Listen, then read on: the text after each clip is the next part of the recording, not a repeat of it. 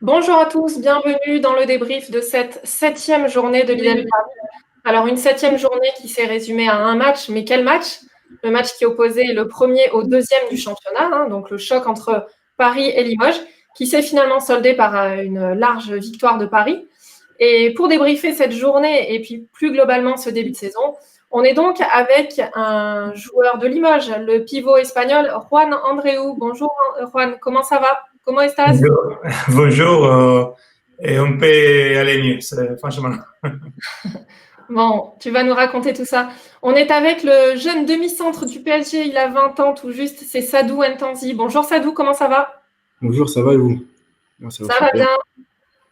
Et enfin, on est avec un troisième invité, un invité de marque, celui qui fait son grand retour sur nos écrans après une petite pause pour maladie, c'est Thomas Vichès. Bonjour Thomas, comment ça va? Ça va bien. Moi, j'ai plus 20 ans, ça fait bien longtemps, mais je suis très heureux d'être avec Sadou et Juan. Même si pour Juan, j'imagine que le rendez-vous aujourd'hui doit piquer un peu plus que pour Sadou, quoi. Alors messieurs, on est ensemble pour une vingtaine de minutes et vous qui nous regardez, n'hésitez pas si vous avez des questions ou des petits messages à faire passer à nos invités de les inscrire en commentaire sous le live, sous le Facebook Live de la Lidl Star League. Alors avant de vous entendre messieurs, on va jeter un œil aux résultats de cette 7e journée pour constater en effet que 7 des 8 matchs étaient reportés, voilà, pour cause de huis clos ou de Covid. Et vous connaissez la situation, elle a évolué récemment avec ce reconfinement et des nouvelles contraintes sanitaires. Cette semaine, c'est la trêve internationale. Les instances de la Ligue se réunissent demain matin en comité directeur et mercredi en assemblée générale pour décider de la suite à donner de ce championnat, comment ça va pouvoir se passer. Alors, nous, on va se pencher sur cette première partie de saison qui a bien eu lieu. Thomas, toi qui as vu beaucoup de matchs, beaucoup d'équipes jouer, est-ce que tu nous confirmes qu'il y a des surprises, qu'il y a des rebondissements et que c'était quand même très, très intéressant? Oui, j'ai vu beaucoup de matchs, j'aurais bien aimé en voir plus. Effectivement, il y a quand même une frustration nourrie par la situation sanitaire si particulière et ou par les décisions soit préfectorales, soit des clubs, comme c'était le cas pour Saint-Raph face à Aix, de ne pas jouer les matchs pour cause de huis clos. Mais effectivement, j'ai vu beaucoup de choses et j'ai vu de très bonnes choses déjà. Et notamment, alors c'est pas pour essayer de lui enlever un peu de tristesse après le match de samedi, mais notamment de la part de Limoges, effectivement, avant de retomber de très haut samedi face à cause de Sadou et des Parisiens d'ailleurs. Mais c'est vrai que quand on regarde, alors ça ne veut rien dire le classement si on le regarde actuellement, mais bon, on a les deux équipes participantes éventuellement à la Ligue des Champions.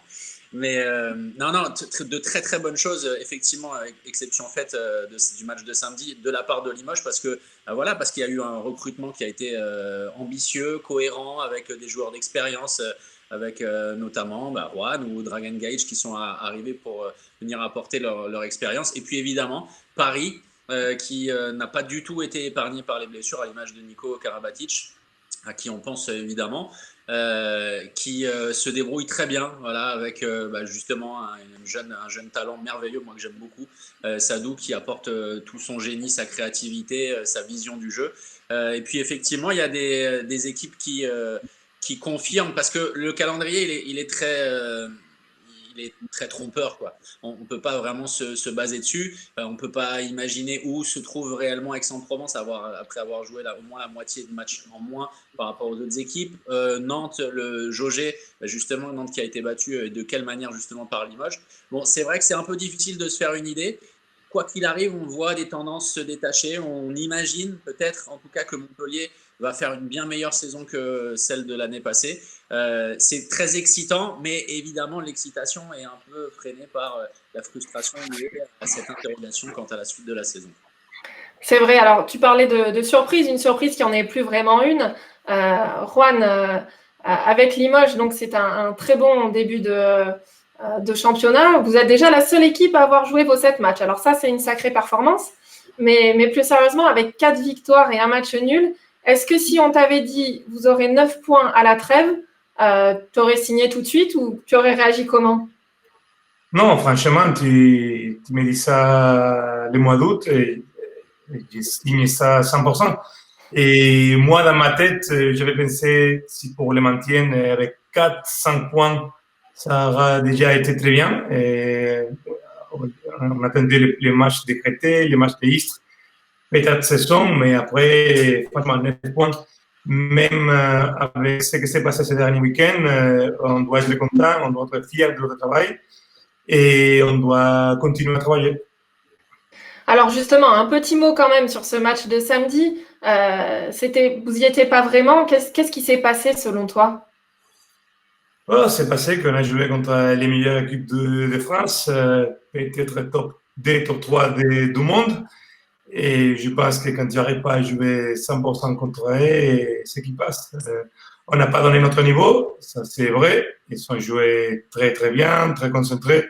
Ils sont rien lâchés et finalement, et c'est dur à dire, mais les moins bandés, c'est de la justice. Ils ont fait tout pour faire ça.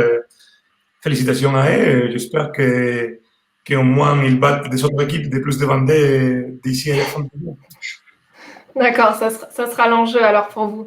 Alors, Sadou, pour ceux qui ne te connaissent pas, hein, tu es jeune demi-centre, tout juste 20 ans, tu es né en 2000 au PSG depuis 3 saisons, hein, mais ta première saison en tant que professionnel.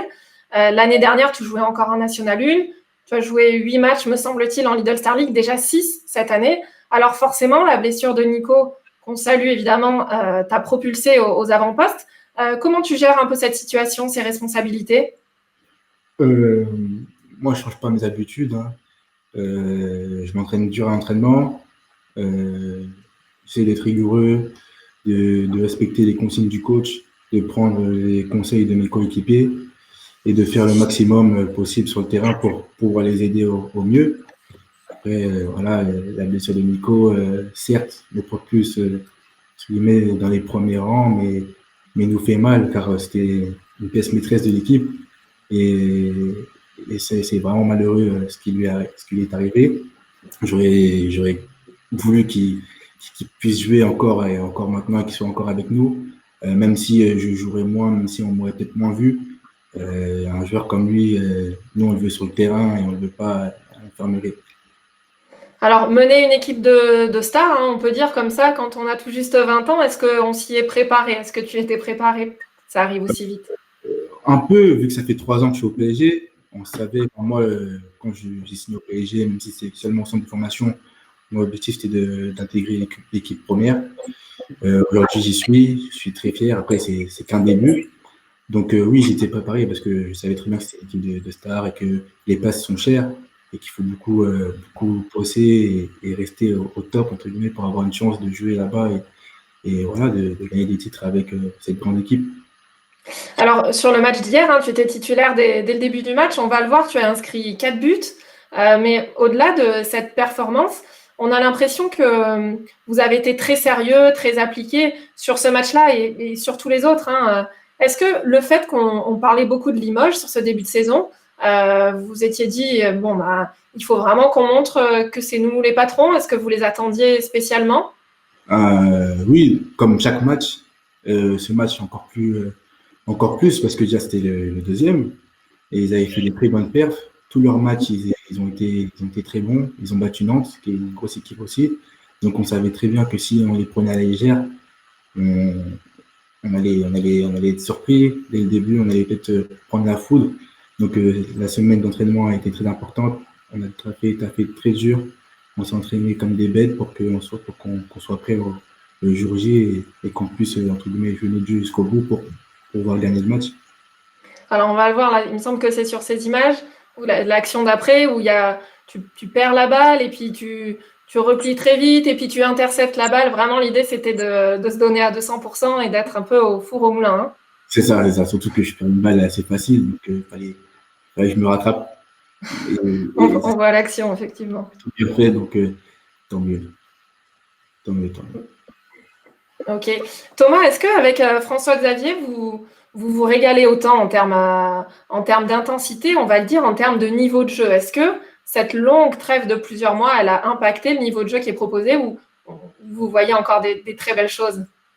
Alors forcément, nous, on cherche toujours des suppléments d'âme et je pense que c'est l'objet d'une de mes questions, et notamment qui s'adressera à Juan plus tard, mais c'est ça, c'est effectivement l'absence de public, alors l'absence ou en tout cas la limitation avec la jauge qui était tolérée jusqu'à présent avant le confinement de 2000 spectateurs, mais ben, oui, alors on s'en est rendu compte hein, sur le match entre Limoges et Nantes, sincèrement en termes d'intensité, il y avait aucune différence par rapport à ce qu'on avait l'habitude de voir, parce que le match était merveilleux, parce qu'il y avait un suspense de fou, parce qu'il y avait il y avait de la vraie volonté de performer. Là, la différence de niveau, elle s'est vue. C'est ce que dit Juan en rendant hommage au PSG, mais de manière assez naturelle, il y avait une vraie telle différence d'écart que voilà, Limoges a explosé là sur ce coup-là. Mais on ressent toujours le même plaisir, on ressent toujours la même émotion. Je pense qui est nourri aussi par le fait que ça nous a tellement manqué pendant tous ces mois que on se contente finalement de ça, même si c'est un peu frustrant toujours parce que voilà, et ça va l'être encore plus avec l'absence totale de public si le championnat se poursuit. Mais en termes de contenu, quand une équipe peut disposer de l'ensemble de ses pièces maîtresses, même si là on parle de l'absence de Nico, mais il y a un tel effectif au PSG et la relève est déjà présente que maintenant nous on prend autant de plaisir. Voilà, on a autant de satisfaction à commenter les différentes joutes entre les joueurs qui se donnent. On n'a pas l'impression d'avoir ce manque qui se donne tellement à fond que je pense qu'eux aussi ont été en manque et ça se ressent. C'est vrai. Moi, j'ai une petite question pour Juan. Est-ce que, Juan, maintenant, vous ne pourrez plus compter sur l'effet de surprise? Est-ce que ce n'est pas maintenant que les choses les plus difficiles commencent pour Limoges? Oui, c'est sûr. Je pense que maintenant, chaque fois qu'on joue contre une équipe, je pense qu'il ne pensera pas qu'on est les promus, que c'est des points faciles. Je pense que maintenant, tous pensent, après les matchs de Paris, si tu lèves un peu, qu'on peut donner la surprise. Et ça va être plus difficile, c'est sûr, mais bon. Et on est préparé pour ça. Et comme je dis avant, on pense que dans les prochains matchs, on pense que d'essayer de gagner et d'essayer d'avoir les plus de points possibles pour essayer pas d'être dans une situation difficile dans le fond du championnat. Alors, on a quelques images, Juan. On a l'impression qu'il y a vraiment un bel état d'esprit à Limoges. Alors, des images de joie, des images de vraiment d'une grande cohésion et puis des images de chant. Généralement, tu es toujours bien placé pour lancer la petite chanson qui va bien dans les vestiaires à la fin. Je ne sais pas si Victor peut nous recaler ça, les prestations de Juan Andreu. Una prestación, c'est ça. Llevándolo en volandas por siempre a ganar. C'est ta deuxième passion, Juan, le chant? Pas du tout, hein. Pas du tout. Non, mais raconte-nous un peu. Dans les vestiaires, on voit toujours, ça chante un peu espagnol, ça chante. On a vraiment l'impression que l'intégration et la cohésion, ça a vraiment bien pris à Limoges. Non, franchement, on a une belle ambiance et je pense qu'on a des bons joueurs, on a de bonnes personnes, on a même les nouveaux recrues sont très bien intégrés dans l'équipe. Et on essaie toujours d'essayer que les nouveaux s'adaptent plus rapide. Je pense qu'une bonne ambiance de la vestiaire, ça aide toujours. Et bon, pour moi, c'est toujours important de jouer dans une bonne ambiance. Je n'aime pas quand tout le monde est très sérieux et quand on est un peu comme ça, je pense que si tu es dans un bon état d'esprit, après les victoires viennent plus faciles. Alors, j'essaye au moins un peu que l'équipe soit toujours contente et qu'on soit tous dans une bonne ambiance. Bon, alors, Sadou, on n'a pas d'image des vestiaires du Paris Saint-Germain, mais on sait que vous avez parfois des longs déplacements, des heures d'attente avec des matchs reportés parfois au dernier moment. Toi, comment tu fais pour occuper tout ce temps-là en dehors du handball? Dans le handball, nous, on a nos propres jeux, les jeux de cartes. On se raconte des vannes, on se raconte nos histoires en dehors du hand. C'est vrai que je traîne vraiment plus avec les jeunes de l'équipe. Voilà, parce qu'ils ont à peu près plus mon délire que les plus anciens, ce qui est normal. Mais ça va, comment dire, on prend le temps de parler un peu, nous, de jouer aux jeux vidéo, de jouer aux cartes, de parler de nos histoires. Donc, grâce à tout ça, le temps il passe plus vite. Bon. Alors, tu parlais de cartes, messieurs, ça fait quelques semaines maintenant qu'on a une rubrique qui s'appelle Carte blanche dans le débrief. Et c'est vous qui allez poser les questions à qui vous le souhaitez. Donc, si vous êtes prêts, attention, jingle, carte blanche.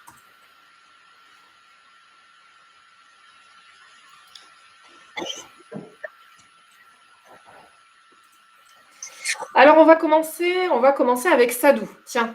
Est-ce que Sadou, tu as une question? À qui s'adresse-t-elle, s'il te plaît? J'ai une question pour Thomas. Ah. Quand j'étais plus jeune, je suis encore jeune, mais quand j'étais plus jeune encore, je regardais souvent, c'était le matin, Beansport, Expresso. c'était ouais, Expresso. Et il me semblait que tu commentais pas encore le hand à ce moment-là. Donc, je veux savoir qu'est-ce qui t'a fait, te donner envie de commenter le hand, devenir commentateur de hand et comment ce sport t'a. Alors, pourquoi tu es devenu commentateur de hand, si c'est de. Très bonne question. Tout le monde se pose la question, Thomas. On m'a forcé. Non, c'est pas vrai.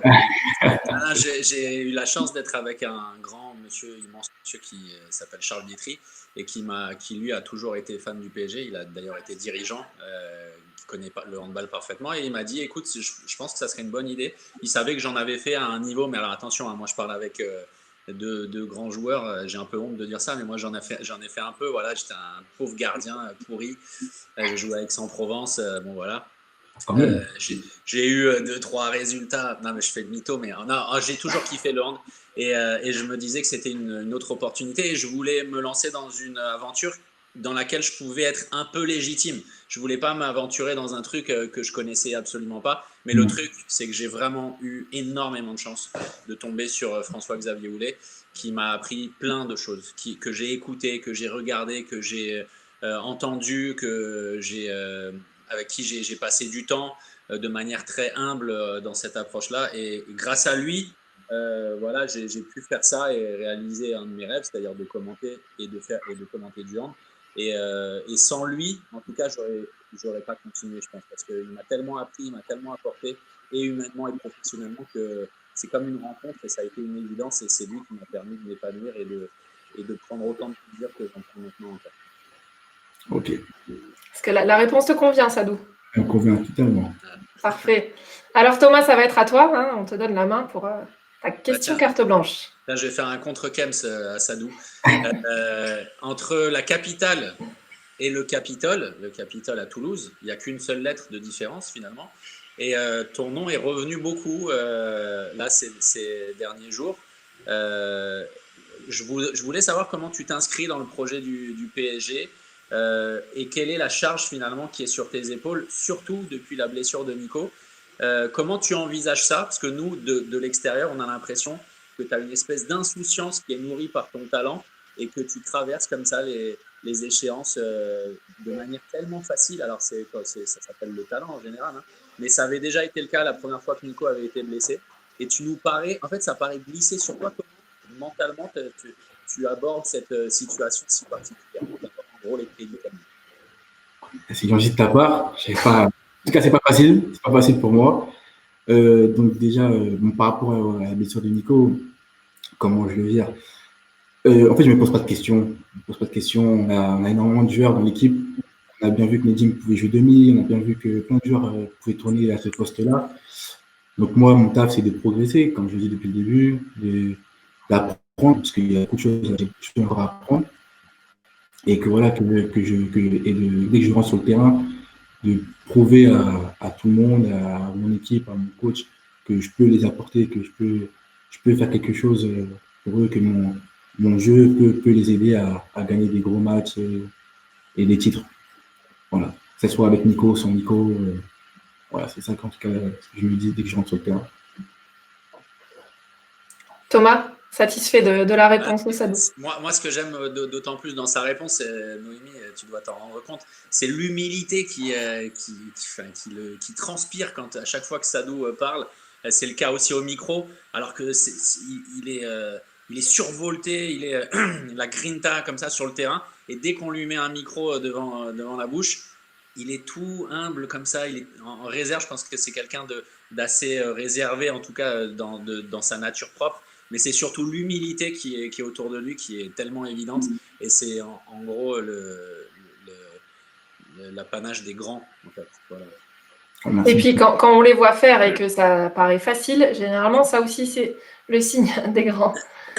Alors, Juan, à ton tour pour la question carte blanche. Et j'ai une question pour Sadou. Je regarde beaucoup dans les réseaux sociaux que vous jouez beaucoup de foot à Paris, dans ce moment. Je voudrais que tu nous expliques un peu la performance de William Morros. Je le connais bien et je sais comment il joue, mais Et après, j'ai parlé avec lui après les matchs, il me dit qu'il a amélioré, mais je veux que tu m'expliques un peu comment ça marche là-bas parce que. Alors, Biran, quand il joue avec nous, déjà quand il joue contre nous, parce que c'est les vieux contre les jeunes, il commence souvent aux cages, déjà. Et dès qu'il sort des cages, il se met en attaque et il attend la balle. Et dès qu'il a moins de tirer et de marquer, bon, souvent il marque, hein, mais il fait rien de spécial pour son équipe, je trouve. Il reste souvent en attaque et attend la balle. Voilà, Ça m'étonne qu'il commence à la cage parce que quand on a partagé des temps en équipe nationale, il est toujours attaquant et sort jamais de la zone. C'est vrai qu'il marque là-dedans, mais il pense qu'il est mieux qu'il est, franchement. Hein. ça, c'est vrai qu'il reste souvent dans la zone. Ouais. Ça, c'est vrai. Bon, on lui donnera peut-être le droit de réponse prochainement à Viral, le pauvre. Victor, est-ce qu'on a des questions, des petits messages sur le Facebook Live? Le 8e homme, groupe de supporters.